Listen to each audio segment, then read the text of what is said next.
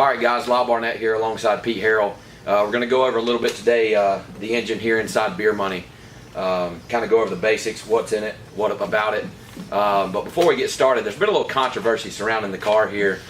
There's a lot to talk about, but today we want to talk specifically about the motor. I'm going to give Pete an invoice here for the motor that he built himself. Pete, if you'll take a look at this, I need you to remit payment now, yesterday, if you don't mind.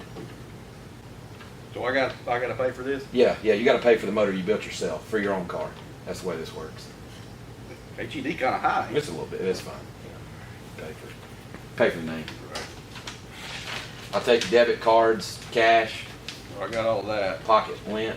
Got a license to take that too? Yeah, sure. Still your identity. Well, So there's that. Cool. All right. So Pete's paid me for his own engine. I appreciate that. Being that I handle the books and stuff, Pete, it looks like HED made this much money this week for building this motor you built yourself. So congratulations. yes. Good week for HED. I knew this was going to pay off one day. It did today, just now. So we just want to go over I've had some questions past couple weeks. I've taken the car out a couple times. It's it's steadily running faster and running well.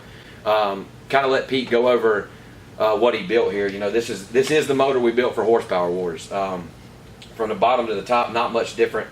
New precision turbo. It is on E85. Got billet atomizer fuel injectors. Otherwise, it's the same thing. Got Pete's his own spec beer runner camshaft, which is available for purchase. Just kind of want to go over it. Let Pete take over and kind of go from the bottom to the top. Let you know what's in it. A lot of people are, bullshit. It doesn't have that. Bullshit. It doesn't. But it did. What I've been telling you at the track is true. And I'm just going to kind of let Pete go over that.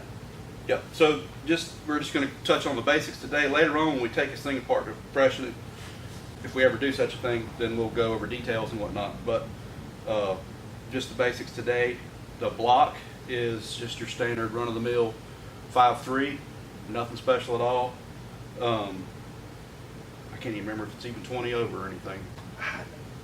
I honestly can't remember what we did. We did take it to the machine shop there, but I don't think it's that big. Obviously, on the show, the object is to spend the least amount of money possible, so we cut every corner imaginable. It has ARP main studs. The crank is entirely stock crank, 24 tooth, 5.3 crank.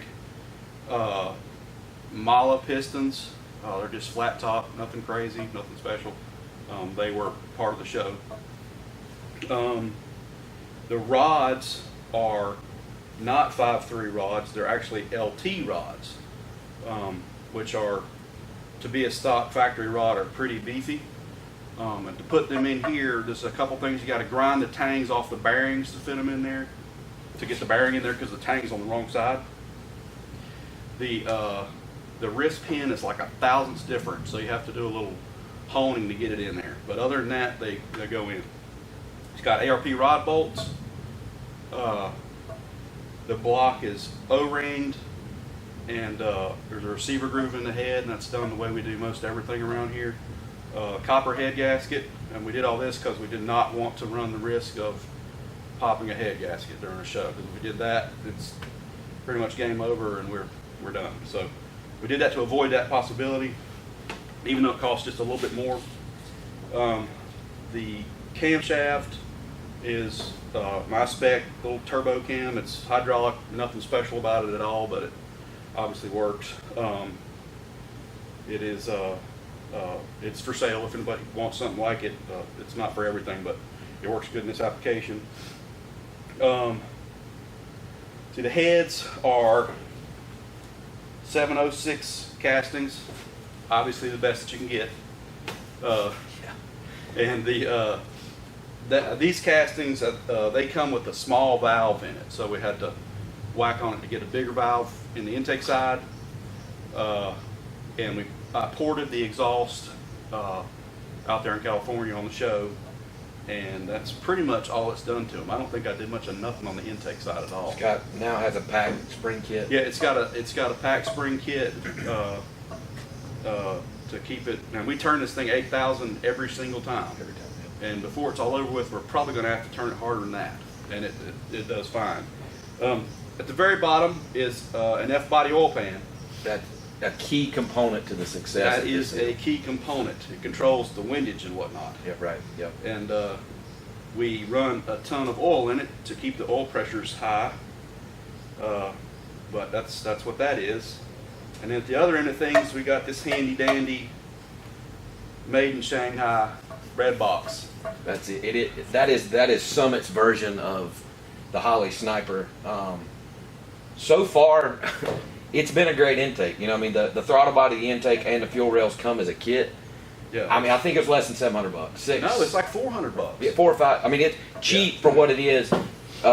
This thing makes 30 pounds of boost every time I let go of the button, and Well, that's what we know of. It actually just flatlines. So right. we don't know how much boost. 3-bar map sensor. That's all we see. So it holds at least, you know, between 30 and 35 pounds. Not real sure what it makes. One thing we missed on the block is half 3/4 field. Yeah. Somewhere around in there with Quickcrete, not rock blocks. Right. We actually used concrete from Lowe's Hardware Yeah. because we're trying to save money. Oh yeah. Um, Trunnion upgrade in the rockers. yeah, stock rockers, a trunnion upgrade, and good push rods out of Summit. Yep. Nothing exotic. And that's Basically it. pretty much it. We got So- these heater hose pipes blowing all the blowdown tube stuff into this Mini keg. super trick keg here, and then there's another hose so that if it blows up, it'll blow it right in Lyle's face, and he'll know to let out. Right. You know, just in case the F-body oil pan decides it's had enough for whatever reason, since those seem to be a problem for some. Right. But so far, that's not been an issue. So. Basic from the show to now, turbo's different. This is Precision Turbo's new PTE 8884, kind of their top of the line LS series. So that's different. You know, Pete's camshaft, just a little bit different. This thing has, believe it or not, stock time and chain gears. We literally just bought a replacement time and chain for like $12. Yep. Which means that the cam is about, if I remember right, 2 or 3 degrees retarded from where I would want it. Right. But it was worth it to save the money, and Right. it is what it is. And we haven't changed that. you Right, know, it's so still the same as it was in California. it was on gasoline, a little shot of nitrous on the show. We've since switched it to E85. Had to go with the bigger injector, obviously, so Jack hooked us up with some billet atomizer 225s. Man, other than that, it's still the same, roughly. We've recently just about eclipsed the 4 seconds on it. It went 503 at 140 at Darlington, and we're close. I took it last weekend to 710 and managed to put on an acrobatics display, spun it around a couple times. My fault, no parachute. Still went 509 at 140 something. So car's running good, man. It's kind of bulletproof. We just we keep talking about building another motor, building something faster, building something stronger. But I mean, until we hurt this thing, which it showed zero signs of hurting itself, we're just gonna keep banging on it. It's a lot of fun. We have a lot of fun with it. No such thing as a rag to wipe it down. We bang it off the golf cart, runs into it, or you scratch it with a screwdriver. Who really cares? We have a lot of fun with it. We're gonna stretch this thing out and see just how fast it'll go. Fours are a definite possibility. How deep? Yeah. Another thing, the fuel system is just basically a box with 3 Walbros, yeah. 3 Walbros stuck in it. So that cut a lot of cost out. Biggin put all that stuff in there. I don't even exactly know what pumps they are, but I think they're the 450s. I can't remember exactly which we had ones they 2 were. on the show, and since then we added another one when we put it on For the E, right. But other than that, that's the same. But yeah, all this fab work you see, Biggin and Bailey did both of Customs by Biggin, our chassis shop here. A hell of a job in 10 days, and since then they've little stuff here and there. Some TJ there has done some wiring on it, added to the fuel system. We are planning to go mechanical here soon. Those 3 Walbros are just they're a stretch on the 16-volt system, so something we're looking to change here in the near future. Got to watch our sponsorship count. That seems to be a problem. This thing has caused all kinds of turmoil in the streetcar world locally. For whatever reason, it's a sore spot. Something about we don't fit the rules because of full interior, whatever. There's always room for crybabies everywhere, so we'll leave them to that. But we are going to go. Now the motor's paid for. So. It is. It's paid for, paid back, paid in full, back to yourself. I feel a lot better about that. I'm glad you do. Yeah. I'll feel better when I blow it up now. Right. If we ever do that.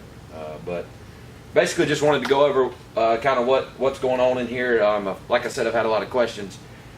People want to know, do you have scat crank, or do you have these rods? Have you done this? Have you done that? And it's pretty factory. And we do offer. We can build this exact motor here. It is. I'll pull this one out and sell it to you if you want it. It's proven. Got time slips and data to prove it. So, kind of what we wanted to go over. Like you said, in the off season, we're going to take it apart. We'll really show the internals and what it looks like after a year's worth of hundreds of passes and just pure hell. So, check back with us on that, and give us a call at the shop if you got any questions or want anything. Number here is 704-662-3066. Visit us at hedsrad.com or on Facebook. Look us up. Be glad to help you. Back to you.